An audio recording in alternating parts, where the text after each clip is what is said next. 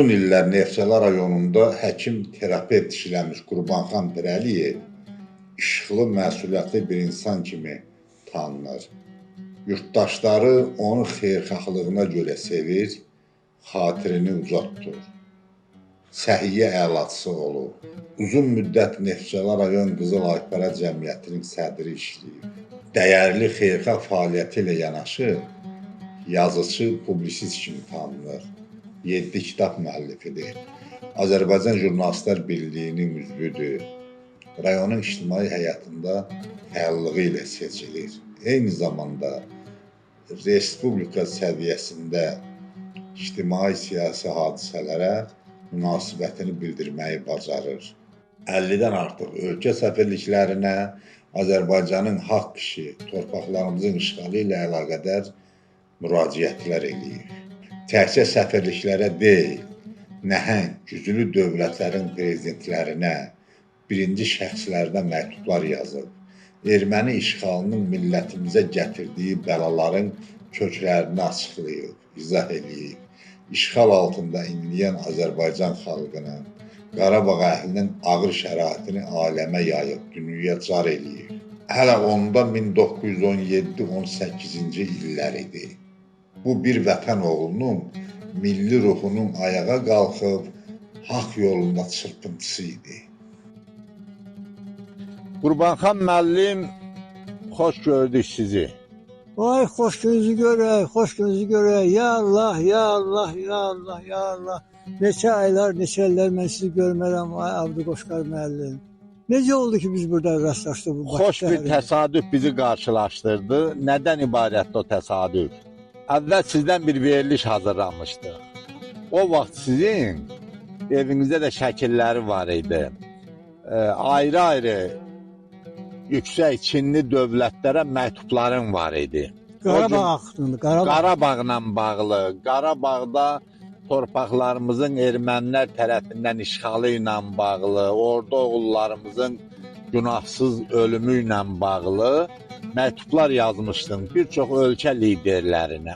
Necə oldu ki, siz o fikrə düşdünüz ki, bir çox dünya liderlərinə Qarabağ məsələsi ilə bağlı müraciət eləyəsiniz? Deməli, belə bir iş olmuşdu. Bu müharibələr gedirdi müxtəlif ölkələrdə. Sonra Azərbaycana qarşı da biraz kobudluq eləyirlərdi bəzi ölkələr, qonşu ölkələrimizdə. ATƏT-in üzvlərinin hamısı? Hamısı qarışmışdı bir-birinə. Anam dedi ki, ay bala, sən götürgünən Bill Clinton'dan Hillary xanım Clinton'a mənim adımdan ay bala məktub yaz ora. Dedim, ay anam, mən nə yazacağım? Mən kiməm ki? Mən jurnalistəm, ya dövlət idarəsində işləyirəm. Mən sıravi həkiməm, bizəcəyim. Ad nədir? Oturmuşam, öz işimlə məşğulam. Dedi, yox, bala, sən bilməzsən. Sən götürgünən bu 98 yaşlı anun dilindən yazırsan, özündən yox. Yazırsan, yaz, yazmırsan, sütümü haram eləyərəm sənə. Mən də nağlac qaldım, oturdum da anam deyir, mən də başladım ki, yazmağa. Dedi, yaz. Billi bəy. Mənim böyük oğlumun adı Bilal'dır. Nə yaxşı ki, Allah Teala, ay Billi, mən nəvəmin adı ilə sən adın uyğun gəlir. Deməli, sən də mənim nəvəm olursan da. Ay Hillary xanım, mən sizin haqqınızda televizorda, qəzetlərdə oxumuşam. Billini o vaxtı prezident deyə nabiyyətlik verəndə Billini seçmək istəmirdilər. Hillary xanım, böyük bir iş gördüm. Tuttun Billinin qolundan ştatları gəzdin. Mənim ərim mənə sadiqdir. Mənim ərim həmişə mənimlədir. Bütün ştatları gəzdirdim. Sonra isə Amerika Birləşmiş Ştatlarının əhalisi başladı Bill Clinton'u prezident seçdi. Hillary xanım, sən bizim hörmüsümüzsən. Sən bizim Həzərimizsən. Sən bizim sevilmişsən. Sen bizim deməli Sevil kimi, ondan sonra digər qızlarımız kimi, Həzər kimi, nə bilim Həzər kimi sən deməli elə işlər görmüsən ki, sən əri yas seçdilər. Prezident seçdilər. Ona görə anam bu məktubu yazdırdı. Ben de onu yola saldım gitti Amerika səfirliyinə Azərbaycanda. Demək də məqsəd ondadır ki, yaşlı qadınlar da, yaşlı kişilər də nə qədər dünya görüşü var ki, bu arada hansı sahədə məktub yazılsa o qüvvədə olar. Ona görə anam da sevindi, anam da götürdü həmin məktuba qol çəkdi. Adını da familiyasında yazdı, Türk adıyla, əlifbasıyla yazdı. Aha. Ki bilsin ki bu Meyxanım ananın məktubudur. Allah. Amerika prezidenti cənab Donald Trump'a, çox hörmətli Donald Trump, dünyanın hər yerində məşhur Trump qüllələri, binaları inşa edirsiniz. Bu da insan sağlamlığı üçün ən mühüm işdir. Ümumiyyətlə, dünyada universal iş adamısınız. Bütün sahələrdə insan sağlamlığı üçün ən mühüm xidmətləri, müxtəlif əvəzolunmaz layihələr həyata keçirirsiniz. Bu bir həkim kimi məni də ürəkdən sevindirir. Biz Azərbaycanın dilbər güşələrindən olan Kür çayı ilə Xəzər dənizinin birləşdiyi məkanda yaşayırıq. Biz Neftçala rayonunun ziyalıları və ağsaqqalları xalqımızın sizə xoş və isti münasibətini nəzərə alıb arzu edirik ki, möhtəşəm, inkişaf etmiş bir dövlətin prezidenti kimi məsul vəzifənizdən vaxt taparaq Azərbaycana gələsiniz. Bizim məkana da baş çəkib təbiətin bu nadir möcüzəli güşəsində dincələsiniz. Belə olsaydı biz də sizi televiziya ekranlarında yox, əyani şəkildə görmək saadətinə nail olardıq. Biz Azərbaycanlıların ən böyük dərdi Qarabağ problemidir. Bu problemin düzgün ədalətlə həll olunması üçün biz ağsaqqallar da dəfələrlə Amerika Birləşmiş Ştatlarına, Rusiya, İngiltərə, Fransa prezidentlərinə, BMT, ATƏT, Avropa Şurasına müraciətlər etmişik. Amma hələ də bu məsələyə düzgün yanaşan, düzgün həll edən, düzgün mövqədə olan, Azərbaycan xalqlarını düzgün tələb edən, ona dəstək olan heç bir ölkə başçısına rast gəlməmişik. Amma hələ də bu məsələyə düzgün yanaşan, onu düzgün həll edən, biz ağsaqqallar sizi yüksək istedadlı, intellektli bir şəxsiyyət kimi tanıyırıq.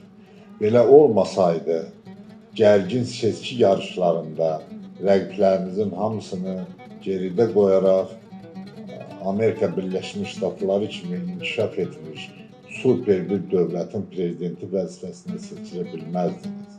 Ürəkdən inanırıq ki, humanist missiyalı bir insan kimi qarşıda duran bütün məsələlərin sülh naminə, ədalətli həllinə dəstək olacaqsınız. Hörmətlə Qurbanxan Pirəliyev, həkim terapevt, Azərbaycan Jurnalistlər Birliyinin üzvü, yazıcı, publisist, 7 kitab müəllifi, 2018-ci il. Qurbanxan müəllim, Clintondan sonra hakimiyyətə gələn növbəti Amerikanın prezidentlərindən biri Trump oldu. Donald Trump. Donald Trump. Yəqin ki, bu ənənəni davam elədin. Ya hansı ehtiyacdan yarandı? 2018-də Donald Trump'a məktub yazmağın. Bax, mənim bir xüsusiyyətim var ki, məsəl üçün, vaxtı ilə Ozerov var idi Moskvada icmalçı, İzbestya qəzetinin müxbiri. O da İzbestya qəzetinin icmalçısı idi. Onlar beynəlxalq aləminin təhlil edirlərdi. Bəli. Aha. Bir vaxt mən onlara məktub göndərdim, ikisinə də. Yaxşı, bu Sovet hökumətinin deməli 7-dən yuxarı Demokratik Respublikası var. Bolqariya, Macaristan, Rumıniya, Polşa, Qedir, Almaniya, Çexoslovakiya. Çexoslovakiya. Bəli, bunlar hamısı SSR-nin Demokratik Respublikası olmuşdu. Bunlara SSR rəhbərlik edirdi. Bir vaxt gəldi ki, hansı dövlət başçısı gəldi, dedi ki, mən ola istəmirəm. Deyəsə, Qarbaçov gəlmişdi. Aha. Ki, bu dövlətlər var da, öyle herkesin özün başın dolandırsın, ne varsın filan besmeken. Ona göre de ona Nobel Mükafatı verdiler. Ha. Hə. Mən də götürdüm, o üzrə yazdım ki, yaxşı. Həmin o icmalçıya, yaxşı. İndi bunları bıraktı dövlət başçısı. Bu ölkələr əlindən. Bu axı tək qalacaq. Onların hesabına məsəl üçün Rusiya qüvvəli idi, qüvvəli dövləti idi. Bu nətər olacaq bu axırı? Mənə bir dənə cümlə yazmışdılar, gönülmüşdü. O belə kağızı qoydumuşdu, bir də kağız idi ki, böyük kağız xəstədə idi. Yazmışdı ki, neçə ne budit. Üstüne. Heç nə olmayacaq. Heç nə olmayacaq. Aha. Bunu Nikolay Ozerov'un mənə olan cavabı idi. Aha. Mən də hirsləndim ki, dedim, mən belə yazmışam, necə, axı, sən mən üçün təhlil edirəm də bu ölkələrdə. Aydın da. İndi gələk Trump'a. Trump özü bir istedadlı adamdır. Özü də ki, uzaq görən adamdır bu adam. Bu, öz işini o qədər yaxşı bilir ki, ikinci dəfədə bu prezidentliyə seçildi. Xoşum gəldi bu əhvalatdan, bu söhbətdən. Mənim də xoşum gəldi. Başladım bu əlavə bir dənə məktub da yazdım. Ki, Donald Trump, deməli, mən səni yenidən təbrik edirəm. Sən həmişə məsəl üçün elə yaxşı dövlət başçısı kimi, yaxşı bir xadim kimi, yaxşı bir fenomen insan kimi sən elə həm Amerika ölkəsinə lazımsan, həm də ki dünya, bəşəriyyətə. Bəşəriyyətə lazım. Dünya ölkələrinə sən lazımlı bir adamsan. Odur ki, mən tək yəni o yazmıram da. Mən yazdım, çox yazdım. Məsələn, Pakistana yazmışam, məktub yazmışam Pakistana. Sonra Almaniya, Çexoslovakiya yazmışam. İkinci dəfə mən Trump'ı məktub yazası oldum. Çox ötür qoyuram, fikirləşdim ki, yaxşı. Mən buna yazmışam da məktub. Bəlkə heç etiraz yoxdur. Sonra biraz fikirləşəndən sonra gördüm, yox. Belə bir insan üçün, belə bir nədir, bir dünya şöhrətli bir adam üçün dəyər, məsəl üçün, ikinci dəfə mən qələmi alım əlimə, buna bir təşəkkür məktubu yazdım. Bizim Ali Baş Komandamız, bizim prezidentimiz, Amerika Birləşmiş Ştatlarının prezidenti Donald Trump'la yaxşı münasibətlər qurublar. Bu işbirliyi Azərbaycan xalqının qəlbindəndir ki, bizim dövlətimiz məsəl üçün böyük bir, möhtəşəm dövlətdən əlaqəyə girir. Bu dostluq əlaqələrinə görə mən çox, necə deyirlər, sevindim. Dedim ki, qələmi əlimə alacağım, bu prezidentimizin ora olan münasibətini mən öz qəlbimdən çıxardım, kağızın üstünü götürdüm. Mən də ona görə Avdi Qoşqar müəllim götürdüm qələmi, təzədən başladım Donald Trump'a məktub yazdım. Və bu sizin rayon qəzetidir, Neftçalanın Gündoğar qəzeti. Məşhur Gündoğar qəzeti elə yerləşdiyi coğrafi ərazi ilə bağlıdır bu ad. Bəli. Burada sizin məktubunuzun nüsxəsini veriblər. Bəli. Başda redaksiyanın kommentariyası var ki, bəli, bu əvvəl 2008-də də olub məktub yazması, bəli, və bir də indi yenidən Trump'ın ikinci dəfə hakimiyyətə gəlməsi ilə bağlı Qurbanxan Pirəliyev Hı. yenidən onların xoş iqtisadi siyasi münasibətlərini görüb ikinci dəfə məktub yazdı. Təbii ki, ikinci dəfə yazılan məktubun əsas mövzusu hər iki dövlət arasında, istər Ermənistan, istər Azərbaycan arasında sülhün yaranmasında, inkişafında Trampın xeyir duasını diləmək olub əsas məqsəd. Ömrün ahıl çağlarını yaşayırsınız. 85-i adlayıb yaşınız, elə deyilmi? Bəli. Həkim olmusunuz və Bəli. indi təqaüddə olan bir ağsaqqalsınız, Neftçalada yaşayırsınız. Bəli. Sizin bu maraqlandığınız məsələlər isə qlobal məsələlərdir. Bəli. Dünyanın böyük güclü dövlətlərinin prezidentlərinə, birinci simalarına məktub yazmaq, öz millətiyin, öz dövlətiyin bir parçası olan Qarabağ dərdini onlarla bölüşmək, onlardan kömək diləmək. Bax, bu hardan yaranıb sizdə? İndi nə işin ora uyğun deyil, nə də deyək ki, bir adi təqaüddə olan həkimin o böyük ölkələrin prezidentlərinlə həsbihal olmasının ilk mənşəyi, yəni səbəbi hardandır? Mən elə zənnəm ki, o mənim qanımdadır. Qeyd edək ki, 2018-ci ildən keçən bu illər ərzində Azərbaycan böyük bir tarixi mərhələni yaşamış, uğurla başa vurmuşdur. 2020-ci ildə Ali Baş Komandan Cənab İlham Əliyevin rəhbərliyi ilə 27 sentyabr tarixində başladılan Vətən müharibəsi 44 gün davam edərək xalqımızın bu illər ərzində ən böyük arzusu olan parlaq tarixi qələbə ilə başa çatıb. 2022-ci və 2023-cü illərdə ərazilərimizdə həyata keçirilən anti-terror tədbirləri nəticəsində Azərbaycan öz haqqına sərhədlərinin tam bərpa olunmasına nail olub. Ərazi bütövlüyümüz təmin edilib.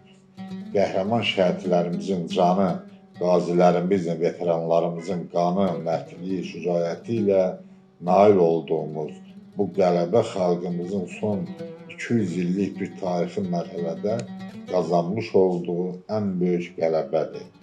Qələbəmizin beynəlxalq aləmdə təsdiqi əlbəttə ki, bu sahədə əbədi sülhün bağlanması ilə daha da qüvvətlənəcək.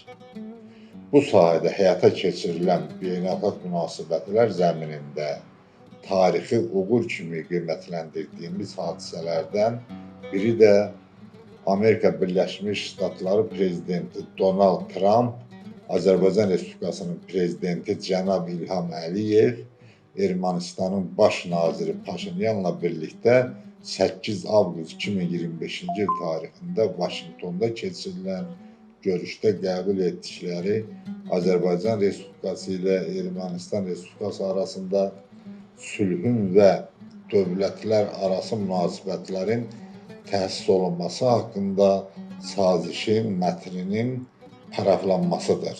Paraflanmış bu sülh gündəliyi inanırıq ki, qarşıdan gələn günlərdə regiona sülhün və sabitliyin təsdiq edici sənədi kimi qəbul ediləcəkdir.